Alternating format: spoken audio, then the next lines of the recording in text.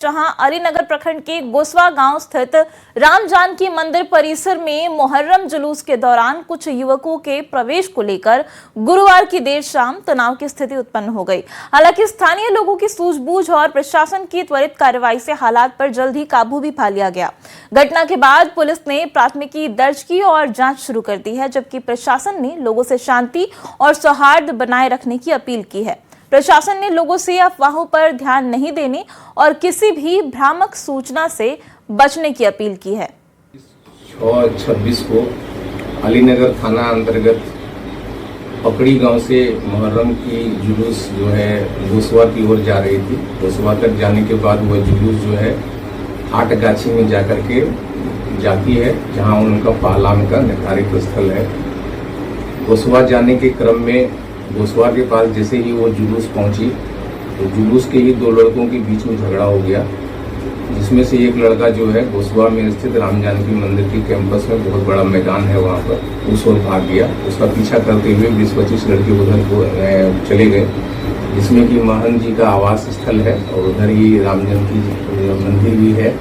उधर चले गए तो कुछ लोग पीछा करते हुए वहां तक चले गए। बाद में वो लड़का वहां नहीं मिला तो सभी लोग वापस रोड पर आ गए। फिर जुलूस वापस अपने स्थान की ओर अग्रसर हो गए। इस घटना की सूचना मिलते ही पहले भी पुलिस बल क्या कहते हैं जुलूस में थी, सभी क्या कहते हैं मेरे द्वारा एसडीओ बेनीपुर सभी लोग वहां पर पहुंचे, वीडियो सीओ सभी लोग थे वहां पर, थाना प्रभारी थे। स्थिति नियंत्रित थी, उस समय भी नियंत्रित थी। बाद में हम लोगों ने इस समस्या को लेकर के एक सामने शांति समिति की बैठक भी की। और देखिए, जून बीत रहा है लेकिन किसानों की चिंता कम नहीं हुई है, क्योंकि बारिश की कमी से धान की बुआई नहीं हो सकी है। कुछ किसानों ने अब खेतों में पड़ रही मोटी मोटी दरारें देखकर पंपिंग सेट के सहारे ही धान की बुआई शुरू कर दी है। किसानों की माने तो जून के पहले सप्ताह में ही रोहिणी नक्षत्र में धान की बुआई शुरू हो जाती है, लेकिन बारिश नहीं होने की वजह से बाद में मृगशिरा नक्षत्र भी खत्म हो गया। अब आद्रा नक्षत्र की शुरुआत होते ही पुनपुन इलाके में किसानों ने धान की बुआई शुरू कर दी है। बिहार में मानसून की बेरुखी से किसान परेशान हैं और धान के पैदावार की सभी को चिंता सताने लगी है। आलम यह है कि खेतों में मोटी मोटी दरारें आ गई है और धान का बिचरा सूखने लगा है। ये अलाउद्दीन चक इलाका है पुनपुन प्रखंड का और यहाँ पर हम मौजूद हैं। जरा खेतों की स्थिति देखिए।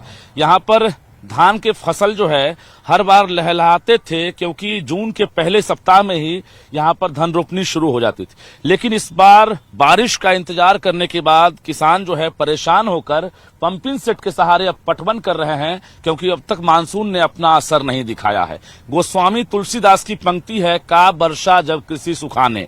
तो यही स्थिति है, जब सब कुछ हो जाएगा, नुकसान हो जाएगा, उसके बाद सहायता से क्या फायदा होने वाला है। ये खेत है और यहाँ पर देखिए किसान जो है यहाँ इलाके के, वो अब पटवन कर रहे हैं पंपिंग सेट के सहारे। हालांकि बिजली की सुविधा है तो बिजली के जरिए जो है पंपिंग सेट चलाकर पटवन कर रहे हैं। और कहा जा रहा है कि रोहिणी नक्षत्र की शुरुआत में ही धान का बिच्चा जो है तैयार किया जाता है, इसके साथ साथ धान रोपनी शुरू होती है।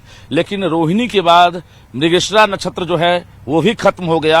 अब आद्रा की शुरुआत हुई है और आद्रा नक्षत्र में अब किसान जो है इंतजार करने के बाद अब धान रोपनी कर रहे हैं। यहाँ पर देखिए बड़ी संख्या में जो महिलाएं हैं किस प्रकार से अब पंपिंग सेट के पानी से अब धान रोपनी कर रही हैं। जरा किसान है उनसे बातचीत करेंगे, क्या लग रहा है, कितना इंतजार करना पड़ा? करीब 1 महीना इंतजार करना पड़ा। अभी तक बारिश हुई नहीं है। कितना नुकसान हो रहा है? बहुत ज्यादा नुकसान हो रहा है। तो इस बार कहा जा रहा है सामान्य से कम बारिश होगी तो धान के कम होगी। हाँ। पैदावार कम होगी। हाँ। आप लोग इसी पर आश्रित हैं? इसी पर आश्रित हैं, खेती पर। यहाँ से कैसे, मतलब पानी का जो साधन है क्या है? बिजली के द्वारा, डीजल से, बिजली से चलाते हैं। अभी किसी तरह से बुआई कर रहे हैं। मानसून देखिए। और सरकार की तरफ से धान का जो बिचरा वगैरह है वो सब कुछ मिला कि नहीं? नहीं, सरकार की तरफ से कोई बिचरा नहीं मिला है। क्या चीज का इंतजार हो रहा है? सरकार किस बात के इंतजार में? सरकार कहाँ कुछ देता है, कुछ नहीं देती है सरकार। किसान की स्थिति तो देख ही रहे कि एकदम स्थिति बहुत खराब है। मजबूरन में पंपिंग सेट से पानी चला के किसी तरह रोपनी का काम हो रहा है। और जहाँ तक बात है कि ब्लॉक से बीज के लिए, तो ब्लॉक से बीज आता है लेकिन समय पर मिलता नहीं है। अगर हमको काम है रोहन में तो मिलेगा निर्विसरा के बाद, आजरा में हो सकता है कि मिलेगा बीज। तो उस समय तो उस समय तो मोरी तैयार होगा नहीं, और नहीं होगा तो धान रोपाएगा नहीं, खेत रह जाएगा परीत। ऐसे पर किसान लोग आश्रित भी हैं, हम भी आश्रित है, पूरा गांव इसी पर आश्रित है। समय पर बारिश नहीं हुई है जिससे बीज उपलब्ध नहीं हुआ है और इसका सीधा असर माना जा रहा है कि उत्पादन पर पड़ेगा। तो कुल मिलाकर कहा जाए राजधानी पटना का ये धान के पैदावार का इलाका पुनपुन, और ये प्रभावित हो रहा है। ठीक इसके बगल में देख सकते हैं कि तमाम जो खेत हैं वहां पर भी अब इंतजार में किसान हैं, क्योंकि धीरे धीरे अब जो है मानसून मजबूत की बात कही जा रही है। हालांकि अब देखना है कि इस बार कितनी बारिश होती है और धान के फसल पर क्या असर पड़ता है, क्योंकि फिलहाल किसान परेशान हैं और धान के फसल पर असर पड़ता नजर आ रहा है। कैमरामैन दीपक के साथ रजनीश कुमार, न्यूज 18 पुनपुन पटना। सहरसा में मानसून की पहली बारिश ने ही नगर निगम की तैयारियों की पोल खोल दी है। नगर निगम क्षेत्र के बटरहा मोहल्ला में जल जमाव से बाढ़ जैसे हालात बन गए हैं। मारूफगंज से ठाकुर चौक जाने वाली सड़क पूरी तरीके से पानी में डूब चुकी है, जिससे लोगों का आवागमन प्रभावित हो गया है। स्थानीय लोगों का कहना है कि सालों से जल निकासी की समुचित व्यवस्था नहीं होने की वजह से हर बारिश में यही स्थिति बन जाती है। लोगों ने आरोप लगाया कि नगर निगम प्रशासन और जनप्रतिनिधियों ने समस्या के स्थायी समाधान की दिशा में कोई भी ठोस पहल नहीं की है। मानसून की पहली बारिश में ही जो है नगर निगम क्षेत्र के बटराहा मोहल्ले में जो है बाढ़ जैसे हालात हैं। आपको हम तस्वीर के माध्यम से दिखाना चाहेंगे। आप देख सकते हैं ये मारूफगंज से जो है ठाकुर चौक जाने वाली सड़क मुख्य सड़क है, जिधर से लोग आवाजाही करते हैं। और हालात ये रहता है यहाँ पे जो हल्की बारिश में भी यहाँ पे जो है घुटने भर पानी जो है लग जाता है और बाढ़ जैसे हालात हो जाते हैं और लोग अपने घरों में जो है जल कैदी बन के रह जाते हैं। लोगों के रोजमर्रे के काम में भी जो है काफ़ी परेशानी होती है। खुद ही देख रहे हैं कि यहाँ बाढ़ का पानी लग गया नाला का, जाने आने में कितनी परेशानी हो रही है, आप खुद ही देख रहे हैं। हम लोग अभी नहा सुना के पूजा पाठ करने जाएंगे, इससे अच्छा है किसी नाले में गंदा पानी में नहा के फिर पूजा पाठ करने जाएंगे हम। और ये आज नया बात नहीं, ये 5 साल से लगातार चल रहा है हमारे मोहल्ले में। खेलते हैं मोहल्ला में, कैसे खेलेंगे, कैसे जाएंगे बाजार? महिला हमारी है, माता पिता है, कैसे बाहर निकलेगा? यहाँ रहने नहीं जाने का रास्ता है। संजय कुमार यादव। और भी लोग हैं, उनसे बात करना चाहेंगे। ये बताइए क्या परेशानी हो रही है यहाँ पे? परेशानी बहुत सारा है। मानसून का पहला शुरू हुआ है, लेकिन परेशानी इतनी है कि आने जाने में स्थानीय लोगों को बहुत परेशानी हो रही है, जिससे कि आवाजाही में प्लस जो भी लोग हैं, बच्चे को स्कूल जाने में परेशानी होती है। स्थानीय प्रतिनिधि और जितने भी नेतागण हैं हमारे, उन लोगों का आज करीब 5 से 7 साल से ये परेशानी है, लेकिन किन्हीं का इस तरफ से कोई ध्यान नहीं है। एक छोटी सी बारिश में ये तालाब जैसा माहौल रोड पे बना हुआ है। यहाँ के जो भी जनप्रतिनिधि हैं, लीडरशिप है, उनको थोड़ा ध्यान देना चाहिए क्या लोगों की समस्या है। आपको लोग ने चुन के भेजा है कि जो भी समस्या है उसको दूर करें, ठीक ना। नाम तो बहुत अच्छा है सहरसा, मैं बाहर का हूँ सहरसा, बट ये छोटे सी कस्बा जैसी हालत है। नगर निगम जो है आरसीडी के सड़क होने की बात कर रही है, वहीं जो है नगर निगम अपनी जिम्मेवारी से भाग रहे हैं, तो जनप्रतिनिधि चाहे जो भी हों वो भी अपनी जिम्मेवारी से भाग रहे हैं। ऐसे में जो है कैसे इस मोहल्ले के लोगों को निजात मिल पाएगा, ये तो आने वाला वक्त ही बताएगा। न्यूज 18 के लिए सहरसा से कुमार अनुभव। और अगली खबर पटना से है, जहां राजेंद्र नगर के मोइनुल हक स्टेडियम को अंतर्राष्ट्रीय स्तर के आधुनिक क्रिकेट स्टेडियम के रूप में विकसित किया जा रहा है। करीब 498 करोड़ रुपए की लागत से बनने वाला स्टेडियम 2 साल में तैयार हो जाएगा। स्टेडियम के चारों तरफ बाउंड्री को तोड़ा जा रहा है ताकि नया निर्माण किया जा सके।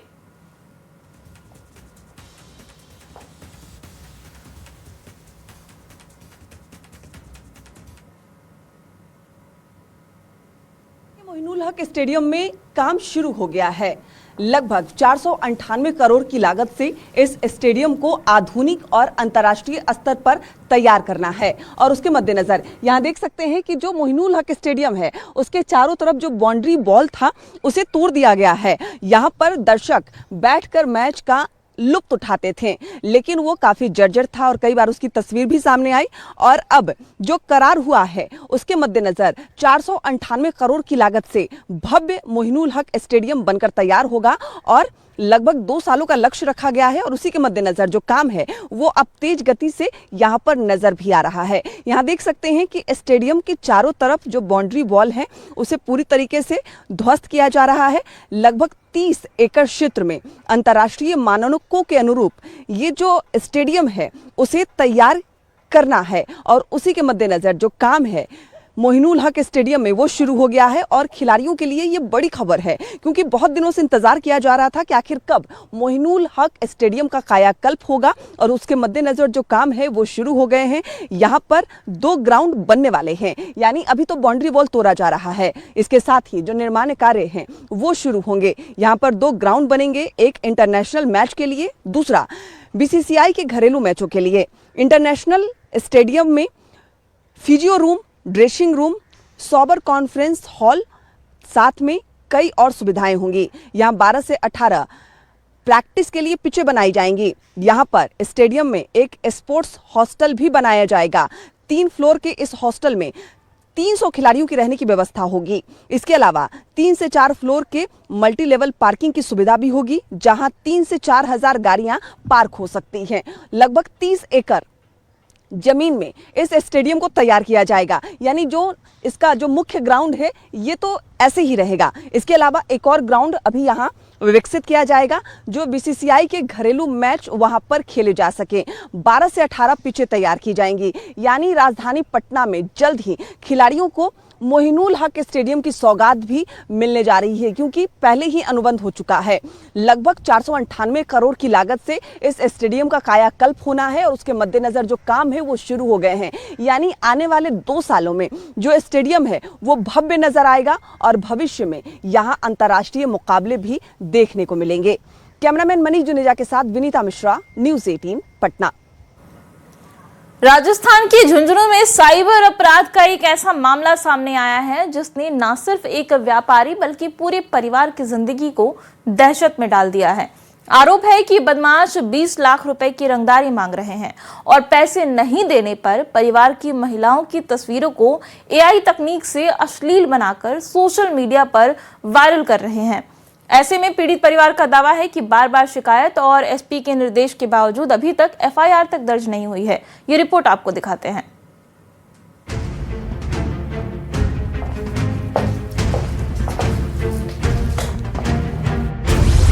AI बना ठगों का नया हथियार। पहले फिरौती, फिर बदनामी की साजिश। व्हाट्सएप कॉल, 20 लाख की डिमांड। आखिर पीड़ित परिवार को न्याय कब? झुंझुनू शहर के किराना व्यापारी राकेश टेकड़ीवाल के लिए बीता 1 महीना किसी बुरे सपने से कम नहीं रहा। उनका आरोप है कि 24 मई की रात व्हाट्सएप पर आई एक ऑडियो कॉल से इस पूरे घटनाक्रम की शुरुआत हुई। कॉल करने वाले ने खुद को प्रभावशाली बताते हुए 20 लाख रुपए की रंगदारी मांगी। शुरुआत में जब व्यापारी ने इसे गंभीरता से नहीं लिया तो धमकियों का सिलसिला शुरू हो गया। अलग अलग मोबाइल नंबरों से लगातार कॉल आने लगे और परिवार को जान से मारने तक की धमकियां दी जाने लगी। 29 तारीख की रात को 1 बजे व्हाट्सएप कॉल आया और व्हाट्सएप कॉल पे मुझे फोन करके 20 लाख रुपए की रंगदारी मांगी। कहा अगर रुपये नहीं दोगे तो मैं तुझे व तेरे परिवार को खत्म कर दूंगा और तेरे परिवार की AI से अश्लील वीडियो फोटो बनाकर वायरल कर दूंगा। महिलाओं की तस्वीरों से छेड़छाड़, अश्लील फोटो तैयार करने का आरोप, रिश्तेदारों को भेजी गई तस्वीरें, परिचितों के बीच बदनाम करने की कोशिश, व्यापारी के खिलाफ आपत्तिजनक पोस्ट। आरोप है कि जब रंगदारी नहीं मिली तो साइबर अपराधियों ने AI तकनीक का सहारा लिया। परिवार की महिलाओं और अन्य सदस्यों की तस्वीरों से कथित तौर पर छेड़छाड़ कर आपत्तिजनक तस्वीरें तैयार की गईं।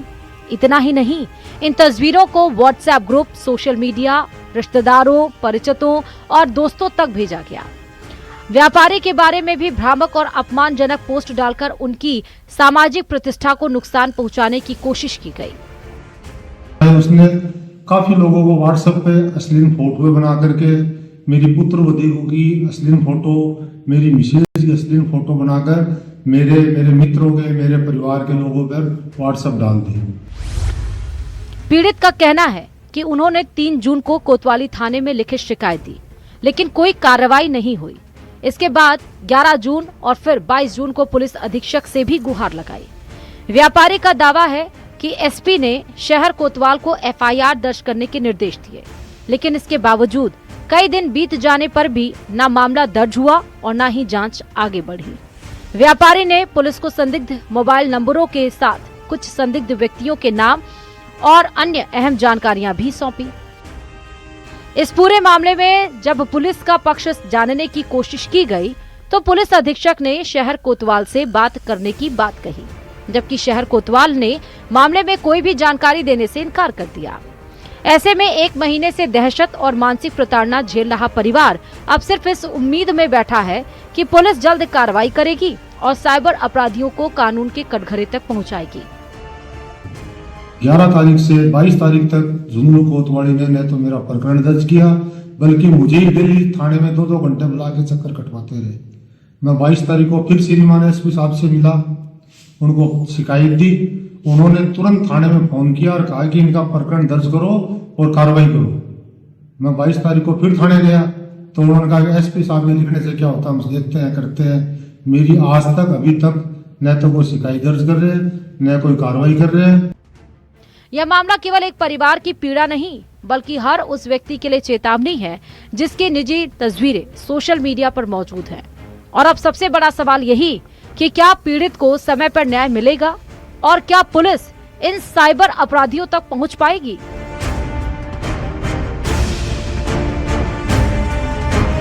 न्यूज़ 18 राजस्थान के लिए झुंझुनू से कृष्ण सिंह शेखावत की रिपोर्ट।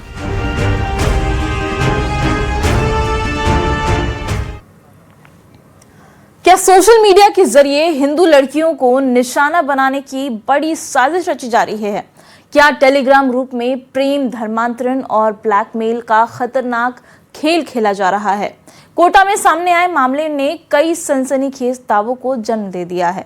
आरोप है कि फर्जी पहचान, कथित धर्मांतरण और विदेशी संपर्कों के जरिए एक नेटवर्क तैयार किया जा रहा था।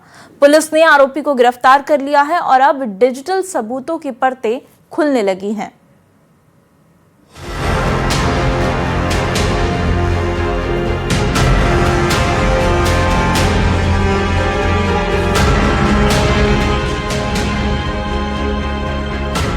कोटा की गलियों से निकली ये कहानी अब पूरे राजस्थान में चर्चा का विषय बन चुकी है।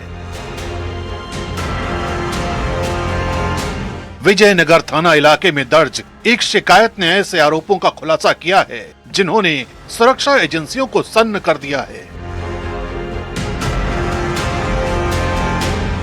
दावा है कि सोशल मीडिया प्लेटफॉर्म के जरिए हिंदू लड़कियों और महिलाओं को कथित तौर पर निशाना बनाने का ऑर्गेनाइज्ड क्राइम किया जा रहा था। आरोपों के केंद्र में मनीष शर्मा और मोइन नाम का युवक है, जिस पर फर्जी पहचान के जरिए लोगों तक पहुंच बनाने का आरोप लगाया गया है। पुलिस डिजिटल सबूतों की जांच कर रही है और ये पता लगाने की कोशिश कर रही है कि ये मामला एक व्यक्ति तक सीमित था या इसके पीछे कोई बड़ा नेटवर्क एक्टिव है। जब मोबाइल जब्त किया तो उसमें हिंदू महिलाओं के 40,000 से ऊपर इस प्रकार के वीडियो, अश्लील वीडियो उसमें थे, जिसमें हिंदू महिलाओं के जन्नांगों में हिंदू देवी देवताओं की मूर्तियां डालते हुए उनके गुप्तांगों के ऊपर ओम और स्वास्तिक बना हुआ, ऐसे 40,000 के ऊपर वीडियो इसके मोबाइल में मिले हैं। इसकी जांच में सामने आया और अंतरराष्ट्रीय जो गतिविधियां है, इंटरफेट डेटा, उनको जहां पाकिस्तान को भेजने के लिए 40,000 वीडियो एकत्रित करके थे। ऐसे ग्रुप्स भी मिले जिनमें पाकिस्तानी जुड़े हुए थे। शिकायत में जिस टेलीग्राम ग्रुप का जिक्र किया गया है उसने पूरे मामले को और गंभीर बना दिया है। इस ग्रुप में लड़कियों को प्रेम जाल में फंसाने, उनकी निजी जानकारियां जुटाने और भावनात्मक दबाव बनाकर उनका शोषण करने जैसी बातें साझा की जा रही हैं। दावा है कि ग्रुप में नाबालिग लड़कियों को भी टारगेट करने की चर्चा हुई। यही नहीं, कथित तौर पर अश्लील कंटेंट तैयार करने, वीडियो रिकॉर्ड करने और बाद में ब्लैकमेल करने की बात भी सामने आई है। अब साइबर एक्सपर्ट्स की मदद से चैट्स, ऑडियो क्लिप्स और दूसरे डिजिटल डेटा की फॉरेंसिक जांच की जा रही है। 1 महीने पहले एक प्रकरण दर्ज हुआ था विज्ञान नगर थाने में, जिसमें किसी भी एंगल से न तो कोई धर्म परिवर्तन की बात थी और न ही कोई हिंदू देवी देवताओं के अपमान से संबंधित बात थी। इसमें एक लड़का है जिसने एक ग्रुप से जुड़ करके और कुछ पोर्न साइट्स वगैरह और ये अश्लील चीज़ें वो देखने का प्रयास किया था, जिस पर उस पर संबंधित धाराओं में प्रकरण दर्ज करके अरेस्ट कर लिया गया।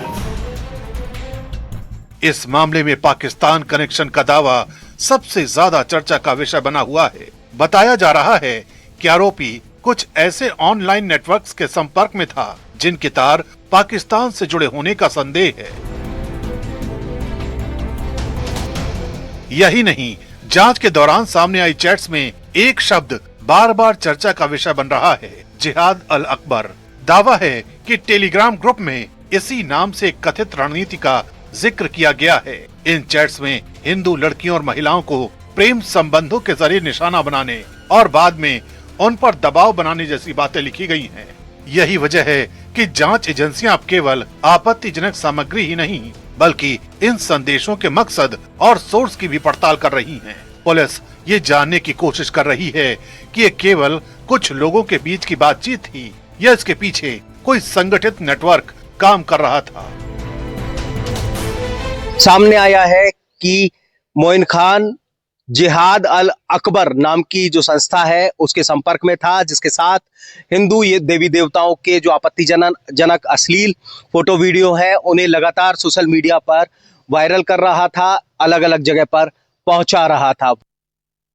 ये नस्ल इसी काबिल है, इनको जितनी गालियां दो, जितना इनको करो, इनके भगवान के ऊपर मुँह इनसे, ठीक है, इनको अपने पाँव में बिठाओ, ये इसी काबिल है। इनको ज़हनों में ये चीज बिठा दो कि मुस्लिम सुप्रीम है, बस। मनीष शर्मा जो विज्ञान नगर में रहता है, ये टेलीग्राम और उन चैनलों से जुड़ा हुआ था। उन चैनलों में एंट्री के लिए इसने अपना फेक नाम रख रखा था। उस फेक नाम से चैनलों से जुड़ा हुआ था। मोइन खान था। हाँ, फेक नाम उसने मोइन खान रखा हुआ था और उसी के अनुसार वो उसमें वीडियो फुटेज वगैरह देख रहा था। उसमें से कुछ वीडियो फुटेज इसने अपने मोबाइल में डाउनलोड करके थी, उसी के आधार पर इसके खिलाफ मुकदमा करके गिरफ्तार किया गया, जो भी जेल में। 15 जून को दर्ज एफआईआर के बाद पुलिस ने आरोपी को गिरफ्तार कर लिया और अब जांच कई दिशाओं में आगे बढ़ रही है। पुलिस ये जानने की कोशिश कर रही है कि कथित टेलीग्राम ग्रुप से और कौन कौन लोग जुड़े थे और क्या दूसरे राज्यों तक भी इसकी पहुंच थी। जांच एजेंसियां आरोपी के मोबाइल, सोशल मीडिया अकाउंट्स और डिजिटल रिकॉर्ड्स को खंगाल रही हैं ताकि कोटा की इस जिहाद फैक्ट्री के दूसरे गुनहगारों तक भी पहुंचा जा सके।